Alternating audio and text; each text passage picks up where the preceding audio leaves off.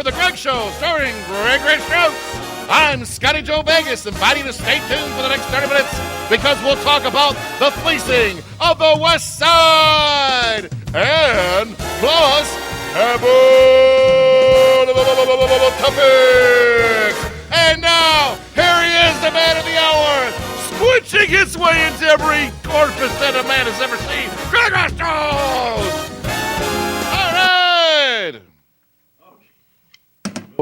Thank you. There he is. It's the Sunshine Boy. We lost the music. We lost it. All right. All right, I'm going to do it. See? Look All at right. that lighting.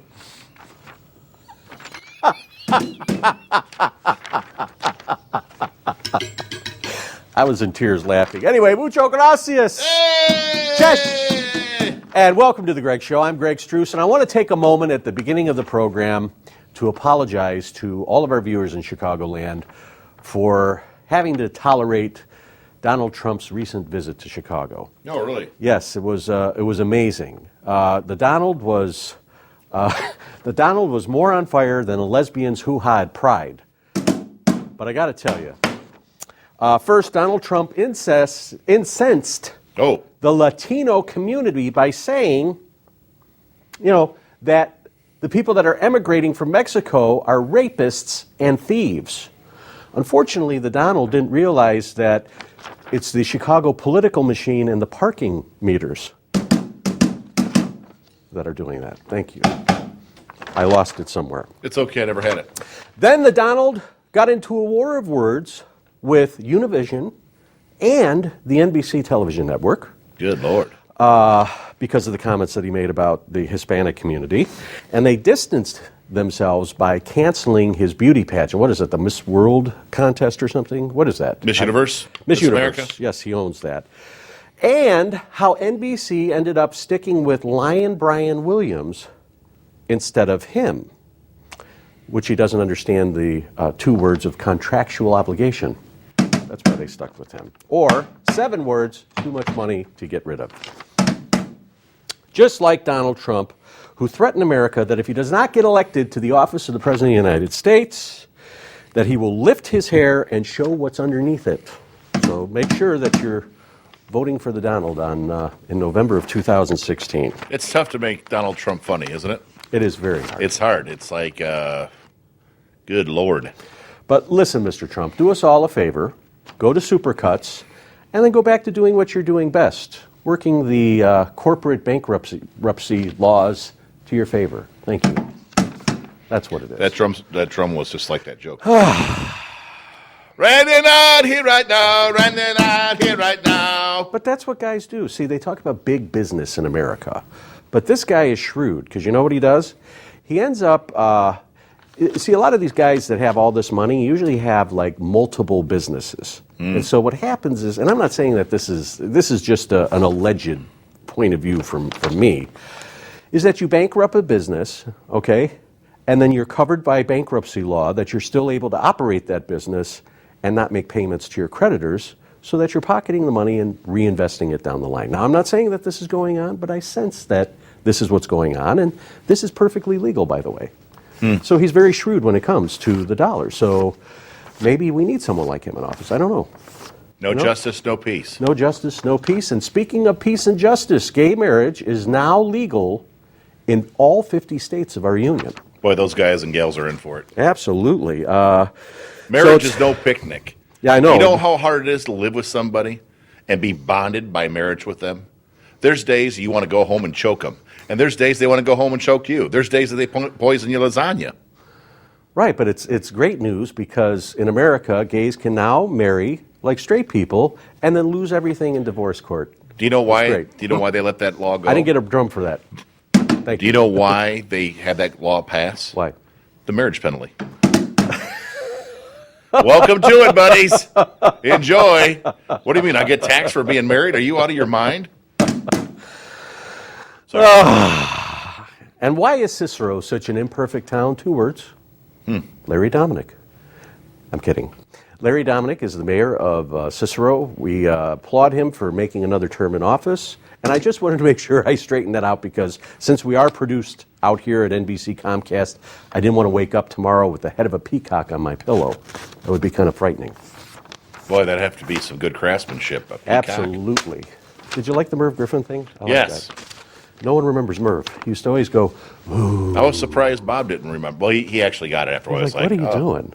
He said, are you venting? Are you hot? And I'm like, no, I'm doing Merv. Say my au jus in there. Yeah, my au jus. Anyway, tonight we have Taboo Topics, and what was the other thing we were going to talk about? The fleecing of the West Side. The fleecing of the West Side.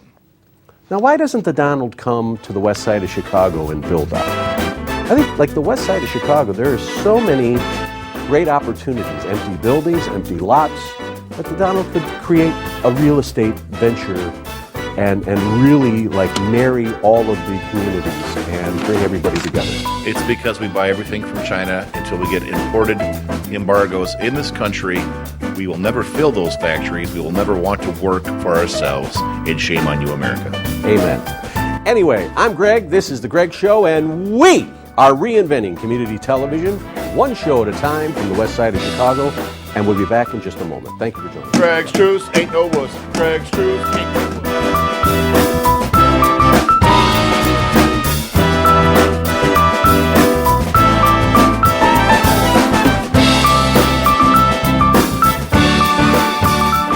On the cover of Entertainment Weekly, it said, Arsenio Hall, and I quote, he said he wants to kick Jay Leno's ass. He says he wants to kick Jay Leno's ass. So I got to thinking, and decided to give my good friend Montel Williams a call. I don't know if any of you have had a chance to watch Montel's show. It's on Channel 50.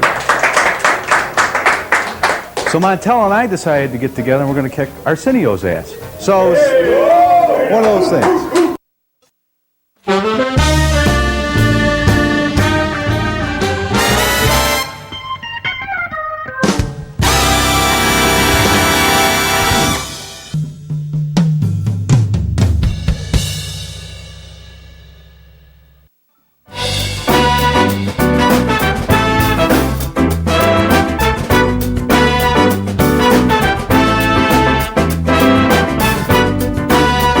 Hello, everybody. I'm Greg Struss, along with Scotty Joe Vegas here on The Greg Show, and we are back here from Studio 688 in Elmhurst, Illinois, which is, we like to call the West Side. We're a little further than the West Side. I consider Elmhurst now my second home. Do you really? Yes. Yeah.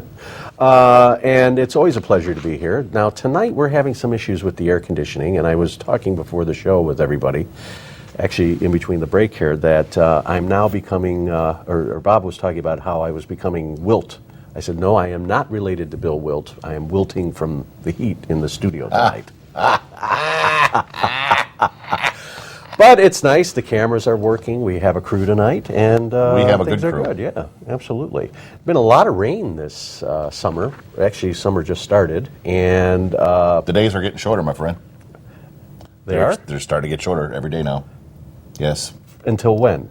Until Till like we just hit it a couple days ago, where it's like the days do not get shorter; they get longer in the they summer. get shorter because we've already gone the longest. Now it'll go shorter now. I don't know. When I was living in Seattle and playing ball, it was great because we could play softball until almost 10 o'clock at night. It would be like 85 degrees, not a lot of humidity, and it was light out because of I don't know if it's the part in the equator. You mean not the the equator? Pacific time zone? The Pacific time. No, the Pacific time zone. Western Pacific. It's not the equator. What do they call that when you have that degree? Because sometimes when you go all the way up north, it says you passed, right? You passed something with Wisconsin. It's with the, not the equator, but something with the parallel. What is it called? Parallel. The 15th parallel. Something God like bless that. those boys from WW2.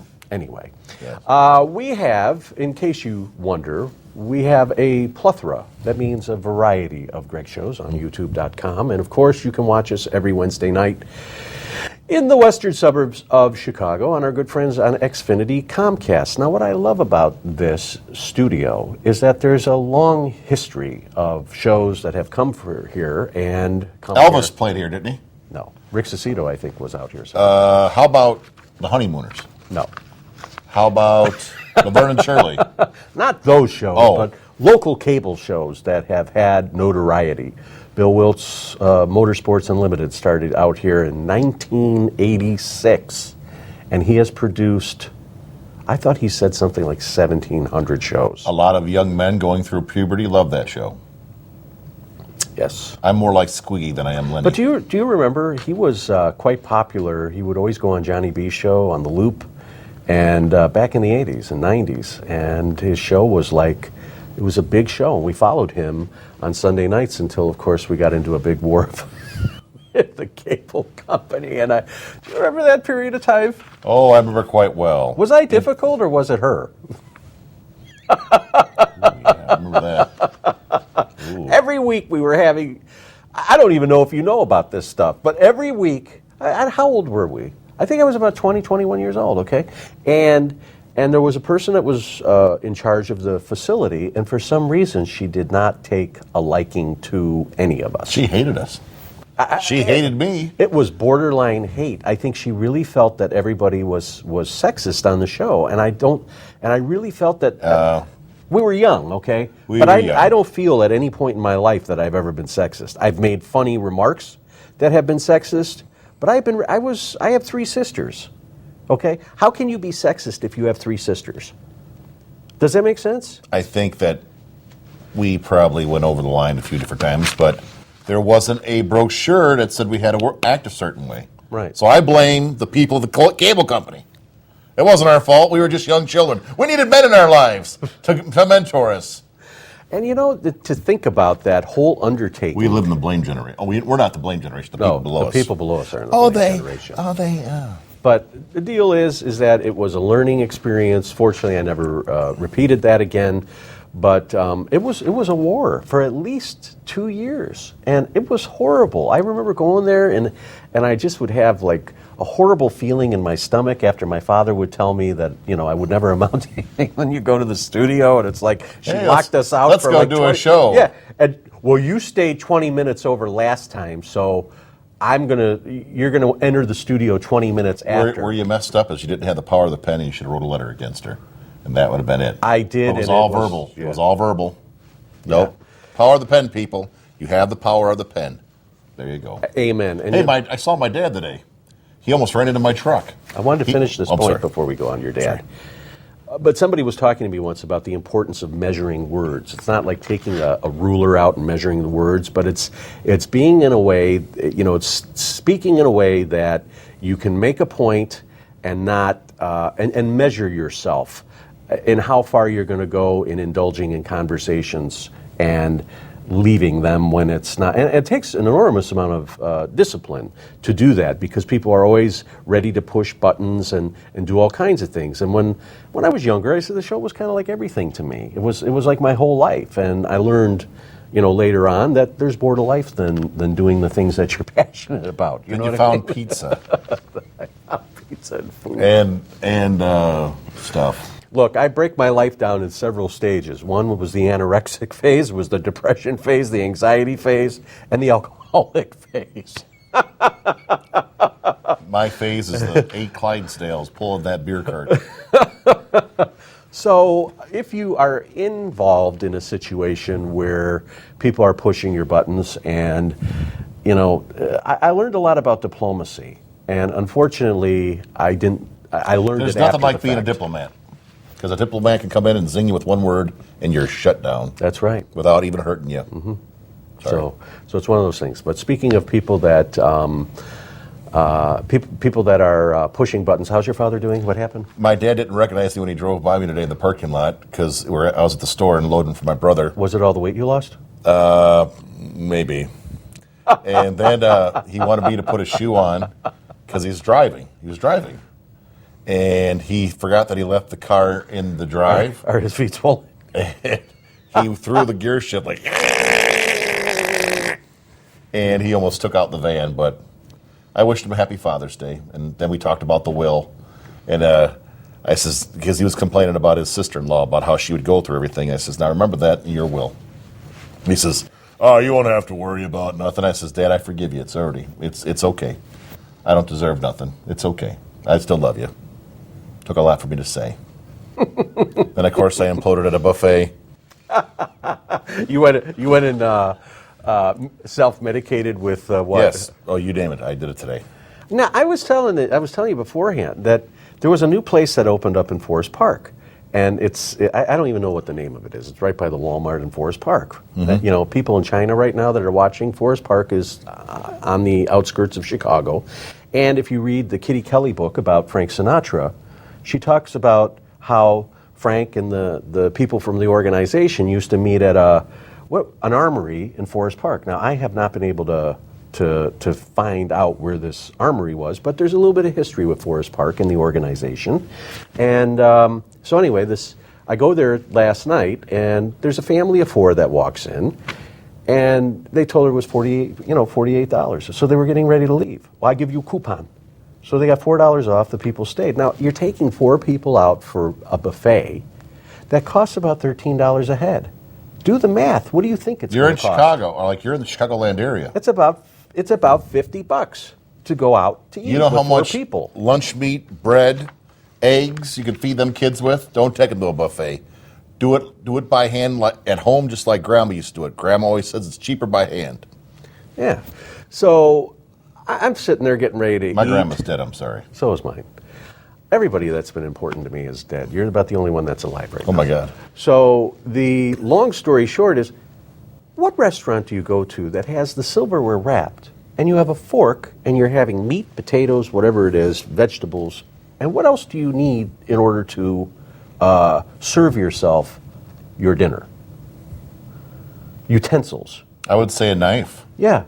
Now, why do you have to wait 15 minutes to ask somebody for a knife when they could have just wrapped it up in the thing? See, it's like bureaucracy in the restaurant industry. I don't understand it. So They everywhere can't we go, afford to put that knife out there because of the dollar menu. That guy had to give a coupon to somebody to con him to eat that buffet. You know what I'm saying? That man had to take a price cut because he's like, oh, a buffet. Yeah. Yes. And then here's another thing. Hi. Those folks who wait on you, that serve you, that deliver your food to you, they get paid a low wage because they live on tips. Okay? It's like, well, you get the delivery charge. Right. The delivery charge is the fee to cover delivering the food hot to your lazy ass because you don't want to come into the restaurant and pick it up, right? Yes. So, amen, brother. if the guy or gal comes to your door and has a smile, smells good attitude, make sure you reward them because you didn't have to get off the couch to go to the restaurant to pick up your food. Doesn't Jesus love people who stink too? You want to pay that guy quicker before he gets out of your house. You ever have someone smells like ass when they come to the door? I tell you what. Sorry. But you know what I mean? It's like people don't want to do these jobs, but yet they don't understand that the people that do them live off of the gratuity. Well, I don't tip. I don't tip. Okay, if you don't want to tip, then 1, either come in and pick it up, or 2, don't order. Because that's part of the fee. Okay? Yeah, it's expensive to eat out, but don't punish the people that are serving you because that's their job. Am I off base here? No. I gave a lady a $2 tip today, and she interrupted me 4 times, and I had food in my mouth 4 times. So did you give her another 2 to go away? No, I gave her 2 because I was like, hey, I love you, but uncrawl out of it. Okay. So Papa Joe Vegas has swollen ankles or not? Yes. And what's going on with that? He's going to be 87 July 1st. I mean, what? You guys have the same birthday? He's August, I'm July. Oh, August 1st, okay. So He's a Leo, I'm a Cancer. So no funny story about Chet the Drunk and all this other stuff? Went golfing with my little girl and my girlfriend they surprised me for a birthday party. We went to about one of the worst restaurants I've ever been in my life that I picked out. One of my relatives was getting drunk at the bar because they were trying to stall me to get there, and I wanted to leave because I was tired. And it was a porthole to hell. And Everybody Loves Raymond was on TV, which I can't watch because it upsets me, the show. Why? Because he wasn't getting any. And she always made it was a special thing. And it reminded me of my similar life. And I said, F that. I'll never watch it again. I want to talk about relationships a little Okay. bit when we come back. Because it seems like men in relationships oftentimes lose their, what do we call them? Taste for the pantry. No, men lose their ability to be firm, right? We lose our Edge. and most of all, our masculinity. Our in a sense. bedroom whistle. Right. Okay. Okay. And the fleecing of the West Side when the Greg Show comes back after this.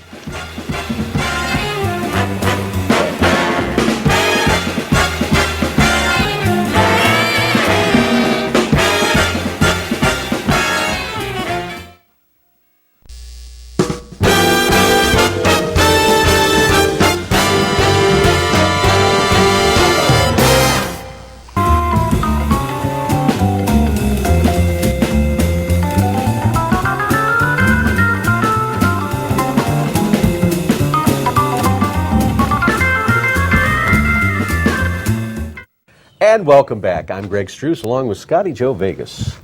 Here doing the show and figuring it out as we go. I want to talk a little bit, you were asking what does fleecing mean? Yeah, what does fleecing mean? And Bobby Mudra was, what did you say, Bob? You were saying that it's when you do what to the sheep? You de-wool it or shear the sheep. You share the sheep. You cherry pick it? No, you de-wool it. Shear the wool off the sheep. When you shave the wool You're off, bringing in the grits. you're bringing it in. Okay, so fleecing, like of the West Side, we're just kidding because it was like a tease just to build up to nothing. Oh, Okay, because I'm making fun of that. Now, okay, go ahead. kind of like Cicero. Absolutely. I love Cicero. I do too, and I was making fun a few weeks ago, and there was a guy, and I probably shouldn't have named him, but I did. He was a gym teacher, and I think he was an alcoholic too. But that aside, I've known many of those. I've known many of those in my life too, and he used to always talk about, and I'm not kidding you, from 6th grade to 8th grade, actually from 5th grade to 8th grade, this guy was our gym teacher, and he was kind of abusive. And They all were. like the final year, I mean, we used to smell alcohol on his breath. Oh, yeah. And he must have not have been very happy because he always picked on certain people. But he always made comments about fat people. And I went on this diatribe a few weeks ago about how he talked about fat people and how fat people aren't happy and nobody likes fat people. Now, can you imagine the two people in that class? I was as skinny as a rail. I was always the last one picked besides the buck-toothed fat guy who had body odor in 5th grade. Now, What was that's his unheard last of. name? I can't tell you. Do I know him? M&M. No, because I was in a different school system than you were. No, I mean, I might have known him from high school. No, he didn't go to our high school. Was it the other He guy? was probably committed because this gym teacher, probably pushed him off the edge. So I made a comment that, yeah, back in the day when you could take a kid and whip him against the wall. Now, that was never right. It never was right to take a child and throw them against the wall. Now, I remember when I was at St. Mary's in Chicago, and very sad, again, another thing from my childhood that doesn't exist anymore. The old Continental Cable studio is gone. Now St. Mary's is closed down. St. Mary's of Assumption. Now, my parents were married there. My aunt and uncle were married there. We had funerals there, everything there. And I ended up going to school there. My mother went to school there. And yeah, I mean, it was open forever. So about 5 years ago, they closed it because it was, the parish wasn't growing anymore. Well, there were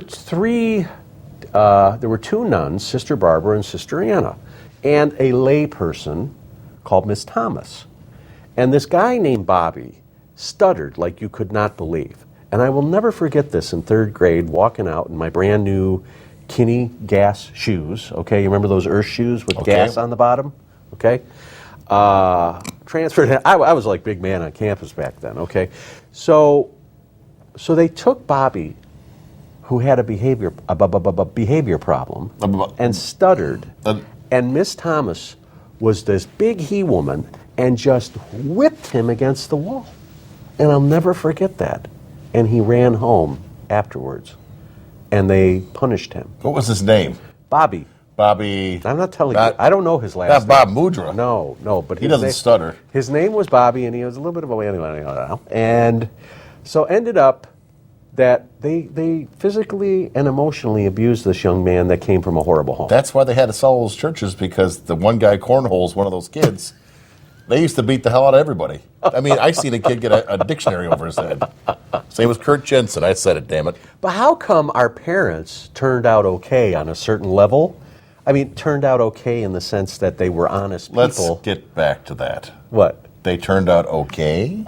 I would, they had their issues, but the thing is, they understood what discipline was about. That nun cracked the hand. I'm not, yeah, you learned how to do things, and you remembered that. Emotional pain never goes away. Physical pain goes away. Emotional pain does not go away. And that's why there's dominatrix. A good one you pay well. I'll tell you that right now. So it's funny in the sense that I could not imagine going to Catholic school today with cell phones and not wearing uniforms and having no respect. Because I remember when Sister Theophila walked in, everybody stood up. The penguin walked in. There was a guy that is at my grandma's old church, the old school I went to in St. Stanislaus in Posen, and the assistant reverend, he wore sandals up there. I guess he wanted to be like Jesus. So when my grandma's funeral was there, he came out in the sandals. I said, that's a first. But I guess it's, who am I? Who am I to say that man, he's got a gig, he's got a parish, he's got a flock? Saw him on a 10-speed in front of the bike last week. At the store, excuse me. I apologize. Now the problem, what's going to start, is that many, and this is what a lot of Republican candidates are talking about, that with this gay marriage issue, that people that are in the religious sector, that if it goes against their religious beliefs, that they are not going to officiate or marry the individuals that are coming to them to be married because of their religious beliefs. And I think that's going to create a whole kind of new social problem in the sense that faith and religion are we not supposed to be accepting, but yet, from biblical terms, homosexuality is not acceptable.